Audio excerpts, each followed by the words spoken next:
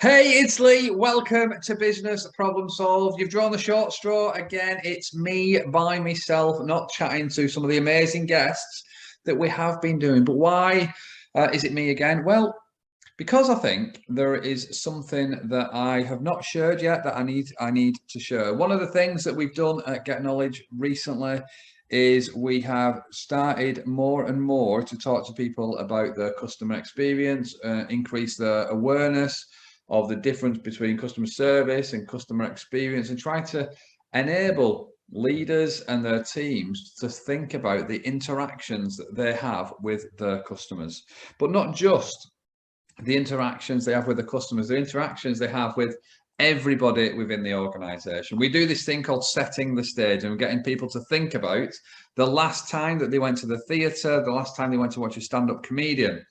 And then there's four roles that we get people to think about. So there's the audience, who are typically the customers, the performers who are on the stage, then there's the backstage crew, the people who are supporting with the makeup, and then the people who are then the support team.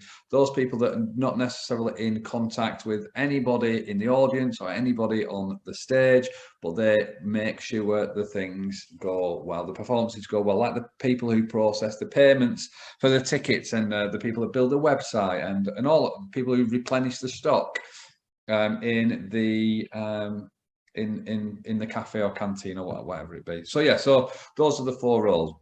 One of the more I guess thoughtful parts of the conversation are when we talk about moments of truth and touch points. So you may have seen it in a few of my social media posts when I say make it real with look, sound and feel. And what I'm encouraging people to do there is, when we consider a touch point with a customer, what is it that they see?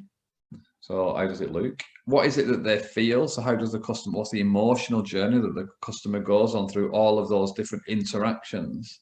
And what are the conversations, and what things do they hear at those? And when you put a human element onto it, it's far easier to identify opportunities that are going to make a far bigger difference. So make it real with look, sound and feel is about making it human, to allow us to understand and step away from the process and really consider what it is that the customer is seeing, what it is that the customer is feeling, and what it is that the customer can hear at every time and every moment that they interact with you as a business or an organization on their destination to achieve a particular goal.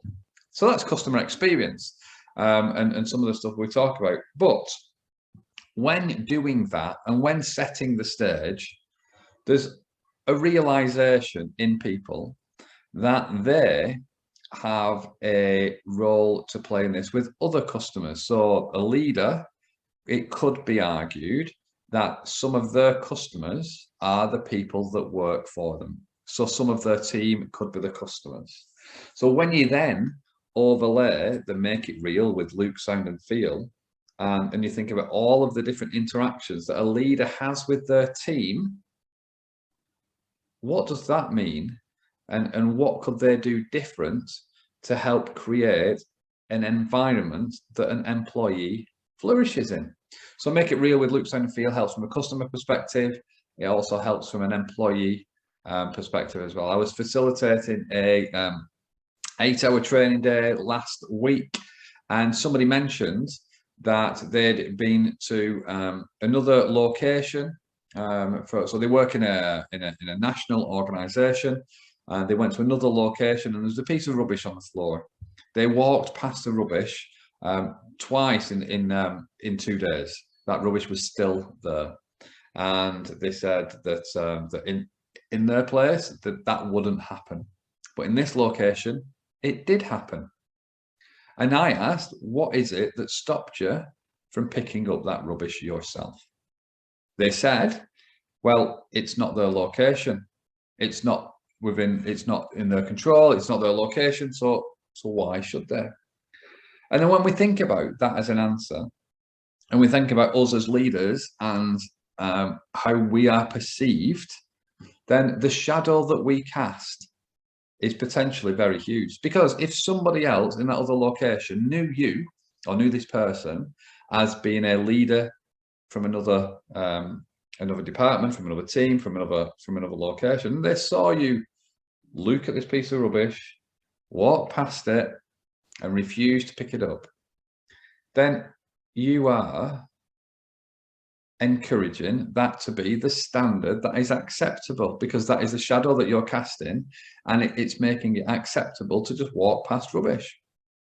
And this is, I guess, that's a simple example in terms of standards and things like that. But that's just about rubbish. But if you think about that in every single interaction you have, so that person saying that out loud in a room of 20 other people who also work in different locations within the same organization, they are going to have a perception about that person that said that.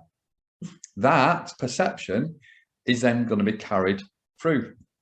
You, when you're listening to this, may think something about the bald northern bloke that's saying it. You will take a perception or a view about what it is that I'm saying, and you will carry that through to another interaction. Every interaction we have as a leader, whether it's in an organization or not, then we have an opportunity to influence how people feel and think about us, and also the organization, the team, or even just their day. So we need to really consider all touch points with all people in reality to create an environment which is one of kindness, one of selflessness, because the more that we come across the way that we want to be, the more that will resonate with other people. So I've said a few times on this podcast that the art of communication is not in the message that's said, it's in the message, how that message has been received. So it's not what you say, it's what the other person believes that you have said is key to communication. Problem solving is about finding enough problems to solve, not necessarily about solving the problems that you found.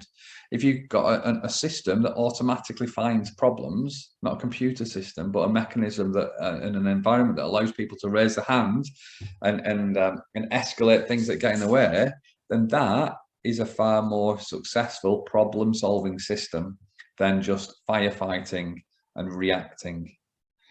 And this, what I'm talking about now, is all about leadership and the moments of truth and the touch points that we have with all of the people that work with us. I think it's Stephen Bartlett that says that this is, I think he calls this invisible PR, in that every single one of our interactions with somebody else has an ability to influence their views and perception of us as people, as humans, and how we are. So whether you like this or not, whether you're aware of this or not, how you are and how you are with others will be the perception and view that those people take about you. So if you start a meeting and it's the first interaction you've had with people, and that meeting you're on your phone, you're busy engage,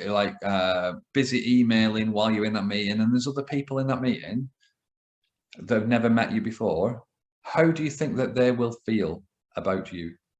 If you are outside an office and you're like chastising somebody for doing something wrong and other people walking past you, I'm not saying the thing that you're wrong in your conversation that you're having, but what do you think the people walking past you that may not know the context behind the conversation are thinking and feeling about you as a leader? If you walk past that piece of rubbish, you're condoning that. So think about your standards, think about the values, think about how you want to be perceived, and think about how you can maybe change or adapt your style to be perceived in the way that you want to be.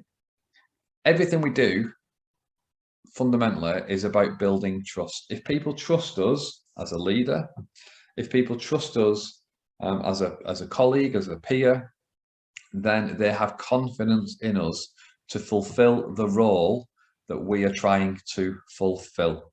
And trust comes down to an equation: reliability, credibility, intimacy over self-orientation. So if it's reliability plus credibility plus intimacy over self-orientation.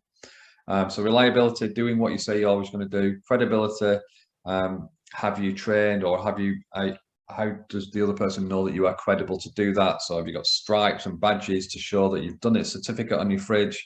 And then intimacy, level of relationship with that person about that thing. And then over, so divided by self-orientation, a scale of selfish to selfless. If what you are doing is perceived to be for other people and not for yourself, then people will trust you. So whether we call it invisible PR, whether we just call it the interactions and moments of truth we have with everybody that we meet, is an opportunity to build a greater connection, a greater relationship. And if we are truly authentically ourselves and doing it from a place of trying to help other people, then that will be received far more positively and in a far more trusting way. And people will trust us to do what it is that we want to do and that we're trying to do for the benefit of others. So I started this by talking about customer experience, but I guess I've transitioned into the experience of everybody. And the experience of everybody can be influenced, and we can understand that by making it real with look, sound, and feel. So every single interaction and touch point we have with people, how are we with them? How does that make them feel? What conversations are heard? And what can they see? If we make it real with look, sound, and feel in every single interaction and touch point that we have, then the perception that these people and everybody has of us will be far, far richer. The invisible PR, we are then in a position to control it because we're authentically ourselves in every touch point and engagement we can be.